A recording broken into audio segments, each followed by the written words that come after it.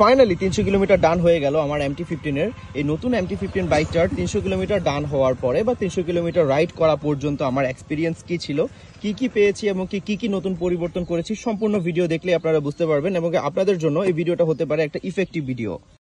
So 300 কিলোমিটারের পর এই বাইকটার প্রথমত আমি চেঞ্জ করেছি, যেটা আপনাদেরকে আমি আরও একটা ভিডিওতে বলেছি বা আমার ইউটিউব চ্যানেলে কিন্তু অলরেডি একটা ভিডিও আছে, যে আমি সবসময় বাইক কেনার পরে, যেহেতু আমি আরও কয়েকটা বাইক চেঞ্জ করেছি, সো সবসময় বাইক কেনার পর আমি চেষ্টা করি 100 থেকে 150 কিংবা সর্বোচ্চ 200 কিলোতে প্রথম ইঞ্জিন অয়েল, যেই ইঞ্জিন অয়েলটা একটা বিল্ড ইন গাড়ির সাথে দিয়ে দেওয়া হয়, সেই ইঞ্জিন অয়েলটা চেঞ্জ করে ফেলার। বিকজ আপনাদেরকে আগেও বলেছি যে ইঞ্জিন অয়েল প্রথমটা কেন চেঞ্জ করবেন, বিকজ অফ ইঞ্জিন অয়েল প্রথমটার সাথে ইঞ্জিনের 200 কিলোমিটার বা 150 কিলোমিটার চলা অবস্থায় যেসব কণাগুলো আসলে বের হয় বা যেসব কণাগুলো বা ময়লাগুলো আসলে জমা হয়, সেগুলো কিন্তু ইঞ্জিন অয়েলের সাথে বের হয়ে যায়। সো আমি প্রথম ইঞ্জিন অয়েলটা যখন চেঞ্জ করছিলাম তখন আমি কিন্তু দেখতে পেয়েছি যে এই ইঞ্জিন অয়েলটা বা প্রথম ইঞ্জিন অয়েলটাতে প্রচণ্ড পরিমাণ ময়লা এবং কি ব্ল্যাক হয়ে গিয়েছিল। সো আমি মনে করি যে অনেকেই চেষ্টা করে, এবং কি আমি একটা এক্সপিরিয়েন্স বলি যে আমি যখন ইঞ্জিন অয়েলটা চেঞ্জ করতে যাচ্ছিলাম বা চেঞ্জ করতে গিয়েছি, তখন হচ্ছে সেম MT-15 আরেকজন নিয়ে এসে এবং কি বিল্ট ইন ইঞ্জিন অয়েলটা দিয়ে সে 700 কিলো পর্যন্ত রাইড করেছে, যেটা সম্পূর্ণভাবে গাড়ির জন্য খুবই ক্ষতিকারক এবং কি এক্সপার্টরাও এটা বলছিলেন। সো অ্যান্ড 300 কিলোমিটার রাইড করার পর আমি এই বাইকটার সবচেয়ে ভালো দিক, 3-4টা ভালো দিক আপনাদেরকে বলি। সেটা হচ্ছে এই বাইকটার গিয়ার শিফটিং। আমি যখন প্রথম বাইকটা হাতে নেই তখন এই বাইকটা যতটুকু স্মুথ ছিল, আমি কিন্তু প্রথমেই বলেছিলাম যে এই বাইকটা প্রথম অবস্থা থেকেই গিয়ার শিফটিং কিংবা ক্লাস এক্সপিরিয়েন্সটা খুবই স্মুথ, যেহেতু এটা naked series bike. So gear শিফটিংয়ের যে স্মুথনেস, সেটা 300 কিলোমিটার পর্যন্ত এখন এসে আমি বুঝতে পারছি যে কতটা স্মুথ হয়ে গেছে, একদম পানির মতো, জাস্ট ফেলছি উঠছে এরকম একটা কন্ডিশন হয়ে গেছে। আর দ্বিতীয়ত যে ভালো জিনিসটা, সেটা হচ্ছে এটার ব্রেকিং আর এটার হচ্ছে সিটিং পজিশন। আমি যখন বাইকটা কিনতে যাই বা বাইকটা কিনতে যাব প্রিপারেশন নিচ্ছিলাম, তখন আমার ভিতরে সবচেয়ে বেশি বাজেভাবে এক্সপিরিয়েন্স হচ্ছিল বা বাজেভাবে মনে হচ্ছিল যে আমি এটার হাইট সিটিং পজিশনটাকে অ্যাকচুয়ালি পাবো কিনা বা হাইট সিটিংটা আমি ঠিকভাবে পাবো কিনা।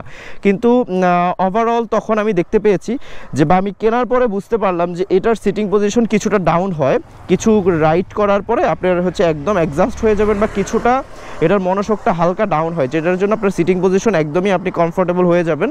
আর তৃতীয়ত সবচেয়ে বড় বিষয়টা হচ্ছে এটার ব্রেকিং, মানে এটার ব্রেকিংটা এত স্মুথ, আপনি এটা একটা নেগেট সিরিজ বাইক, এটা একটা স্পোর্টস বাইকের মতো আপনাকে ফিল দিবে যখন আপনি ব্রেক করবেন। এই কয়েকটা জিনিস আমার কাছে খুব বেশি ভালো লেগেছে। বাজে লাগার ভিতরে আমি যদি শেয়ার করতে চাই, তাহলে বাজে লাগার ভিতরে তেমন খুব একটা বেশি কিছু না, তবে এই বাইকটাতে যে পরিমাণ প্লাস্টিক দেওয়া আছে সেটা আমার কাছে একটু খারাপ লাগছে। আর বাজে একটা বিষয় হচ্ছে এটার মাইলেজ। আমি প্রথম অবস্থা থেকেই কিন্তু খুব স্মুথলি 4000 থেকে 4500 RPM এর উপর আমি কিন্তু বাইকটা রাইড করি নাই, কিন্তু আমি যখন বাইকটাকে ফুল ট্যাঙ্ক করেই কিন্তু ঢাকা থেকে রওনা দিয়েছি, কুমিল্লাতে এসেছি, 300 কিলোমিটার চালালাম। সো ওভারঅল আমার কাছে মনে হয়েছে যেন প্রায় 7 থেকে 8 লিটার তেল অলরেডি এটা ফুরিয়েছে, 7 থেকে 8 লিটার তেল এটা অলমোস্ট চলে গেছে। তো ওভারঅল আমি দেখতে পেলাম যে 40 থেকে 42 আমি মাইলেজ পাচ্ছি এখনও পর্যন্ত।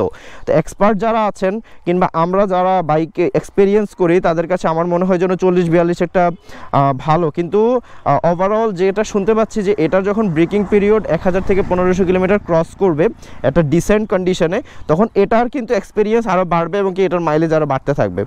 সো ওভারঅল আমি মনে করি যে MT-15 আপনি 300 কিলোমিটার পর্যন্ত আমার যে এক্সপিরিয়েন্স, সেটা হচ্ছে খুবই স্মুথ একটা গাড়ি, নেকেড সিরিজের মধ্যে খুবই পাওয়ারফুল একটা গাড়ি।